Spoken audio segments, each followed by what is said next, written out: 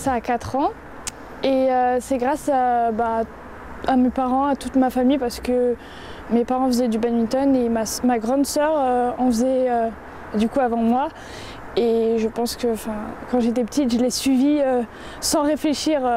Au début, j'étais plutôt avec les jeunes vu que j'ai commencé très tôt. Mais vu que j'ai progressé très très vite, on m'a vite fait jouer contre les grands. J'ai eu la facilité entre guillemets de progresser beaucoup plus vite vu que j'étais tout le temps surclassée avec les grands, quoi. Je savais direct que c'était ma passion parce que même à 4 ans, je prenais max de plaisir et j'ai toujours pris du plaisir et je savais que ça allait être ma passion dès le début, quoi. Quand j'étais petite, je m'entraînais, comme je disais, avec les grands et je m'entraînais plus avec les jeunes à un moment. Et au fur et à mesure que je progressais, j'ai commencé à avoir un entraîneur que pour moi. Je faisais des entraînements indives. J'ai commencé à être suivie Benjamin 1. J'ai commencé à faire des compétitions internationales en Allemagne, en Belgique. Ça, c'est possible grâce notamment au soutien familial. Oui, surtout grâce à ma famille qui m'a soutenue jusqu'au bout et qui continue d'ailleurs à me soutenir, mais grâce aussi aux entraînements et aux entraîneurs, quoi. C'est surtout ça, s'entraîner et c'est ça qui m'a emmenée jusqu'ici. Je suis partie parce que mon entraîneur était aussi parti. Donc j'avais plus mon entraîneur attitré. On a dû décider avec mes parents que j'avais pas trop le choix de partir. Et du coup, le meilleur moyen, c'était à Nancy où il y avait justement du niveau, des jeunes comme moi qui pouvaient justement m'aider à progresser. C'était assez dur de concilier sport et études parce que j'étais souvent absente parce que j'avais souvent des compètes à l'international ou juste nationales et du coup je ratais beaucoup les cours. Après, ce qui était bien en sport-études, c'est que les profs normalement sont censés être compréhensifs. Je dis pas tous, mais normalement compréhensifs et du coup ils étaient plutôt sympas avec moi. Je me suis beaucoup blessée à la cheville et j'étais inquiète parce que je me suis dit c'est ma première blessure. Et au fur et à mesure je revenais, je me reblessais, tout le temps la même blessure, elle revenait souvent. Et je me suis dit c'est quand même assez inquiétant là. Mais après j'ai commencé à plus avoir des séances de kiné, plus faire attention. Donc au fur et à mesure ça s'est amélioré et là j'ai plus de problèmes.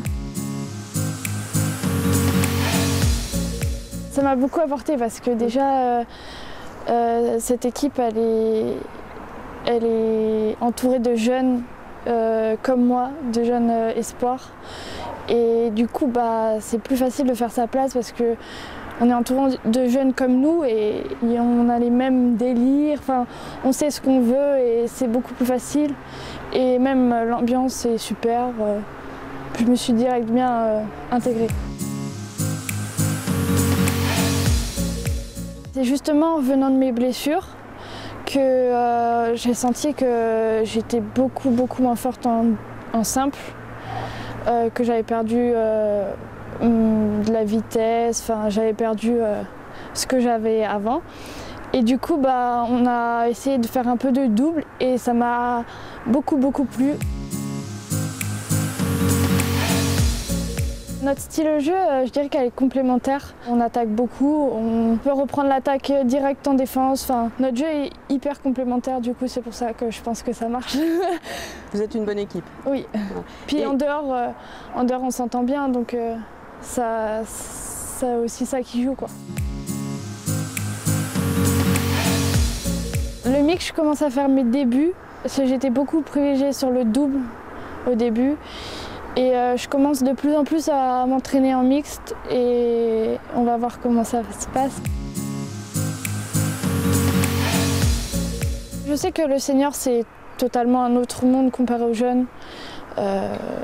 Il faudra vite s'adapter, mais je sais que ça va être dur parce qu'ils sont plus consistants, ils font moins de fautes, enfin, il faudra plus être, ça va être plus dur, les combats vont être très très durs. C'est de faire des résultats au championnat de France senior à court terme, et à long terme, les JO et voilà. J'allais dire les JO, t'en rêves, 2024, 2028 oui. 2024, ouais. Paris.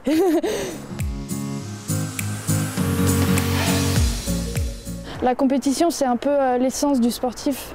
Si on n'a plus de compétition, on n'a plus trop d'objectifs. C'est plutôt dur de garder la motivation parce que du coup, il n'y a plus d'enjeu. Mais après, on se dit que ça va revenir et qu'il faudra justement être prêt pour quand ça recommence et pas se rater justement quand ça recommence, quoi. Je dirais qu'on a gagné contre la Russie parce que la Russie, c'était quand même un gros morceau. Et de gagner 3-0 en plus contre la Russie, c'était franchement... on était vraiment hyper contents. J'étais un peu nostalgique parce que je savais que c'était mon dernier tournoi junior. Et qu'en plus, ça faisait 8 mois que j'avais pas fait de compétition à cause du Covid. J'étais hyper heureuse de reprendre la compétition et franchement, c'était incroyable. On s'entend hyper bien tous. On est des copains de batte, quoi. La vie sociale, c'est vrai que quand on choisit de faire sportif de haut niveau, on fait un petit peu, entre guillemets, une croix dessus. Et on peut quelquefois mais c'est vraiment quelquefois où on peut se faire des petits plaisirs, mais il faut vraiment faire attention à son hygiène de vie parce que même le sommeil, si on ne dort pas assez, on peut vite se blesser. C'est à force de s'entraîner que les efforts ils vont payer. Il faudra vraiment qu'il s'entraîne très bien et que justement l'hygiène de vie aussi. Il va devoir sacrifier beaucoup de choses, mais qu'il faut qu'il ait surtout envie, il faut qu'il ait un mental, il faudra qu'il soit fort.